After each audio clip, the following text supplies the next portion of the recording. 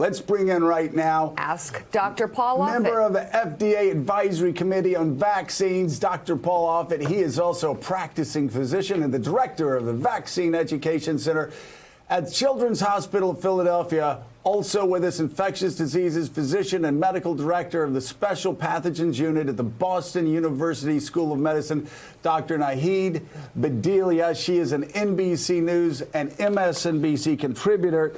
I've been talking about friends. I'll tell you, Dr. Offit, I need to start with you, with family members. I've got a son who's a diabetic.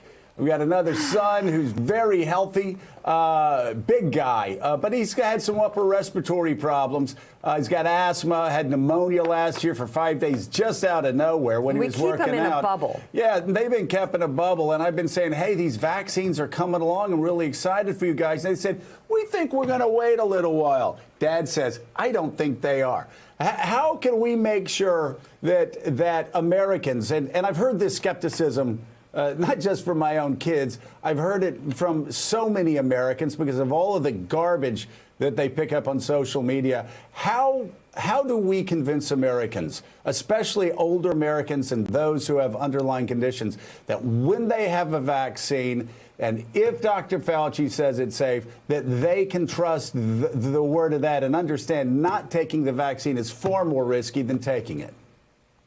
I think that most people are concerned about safety. I mean, reasonably, they argue this is a messenger RNA vaccine. This is the first ever messenger RNA vaccine. So how do we know it's safe if it hasn't been tested in large numbers of people? It will have been tested in tens of thousands of people before it's approved and put out there, which means that we can say with confidence that it doesn't have a relatively uncommon severe side effect. But 20,000 people isn't 20 million people. And I think people could reasonably argue we haven't proven that it doesn't have a rare serious side effect. But the way this is practically going to roll out is that the 1A group, the first tier group as defined by the CDC, will be long-term care facility residents and staff and essential healthcare workers, which is another 21 million people, which means by the time you get to just other essential workers, much less those who are over 65, those with high-risk medical conditions, this vaccine is already going to have been in tens of millions of people. So you're going to have a huge safety portfolio where you can say, hopefully, that it doesn't even cause a rare serious side effect, that it appears to work, and that it's safe. And I think then with that kind of information, those kinds of data, I think people feel more comfortable. Dr. Bhadelia, I'm sure you as a physician have been encouraged by some of the things you've heard coming out of the Biden transition team, including yesterday in that interview where he talked about mask wearing for the first 100 days of his term.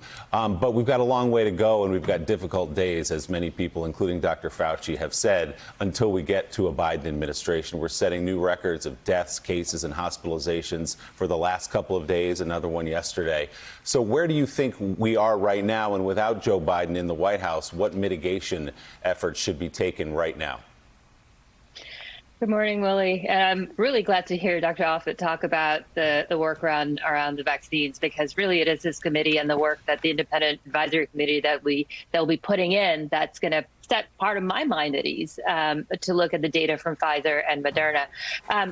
The worrisome thing about this, Willie, is exactly what Dr. Fauci said, is that we're not at the peak. We're at the incline. And we know that because our test positivity rates have gone up as a nation in the last month. That means that we're missing chains of transmission.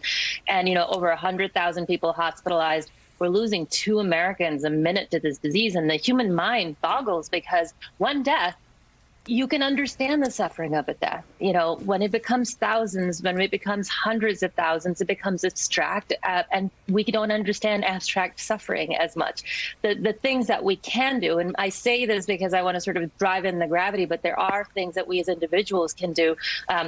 It is the masking, and there was a Yale study again this week that showed that mask mandates can drop mortality, prognosticated mortality of a state by about 12% in isolation, even before you do stay-at-home orders or anything else. You can make sure you don't travel this winter if you don't have to, and then to do the 3 C's, to avoid the 3 C's, close spaces so that you don't get into situations that are indoors that have no ventilation, crowds, don't be around people who are not part of your household if you can help it, particularly without masks, and close contact. Don't be in close contact with people who are not in your household without a mask on. And those are things that we can do. Thanks for checking out MSNBC on YouTube, and make sure you subscribe to stay up to date on the day's biggest stories. And you can click on any of the videos around us to watch more from Morning Joe and MSNBC. Thanks so much for watching.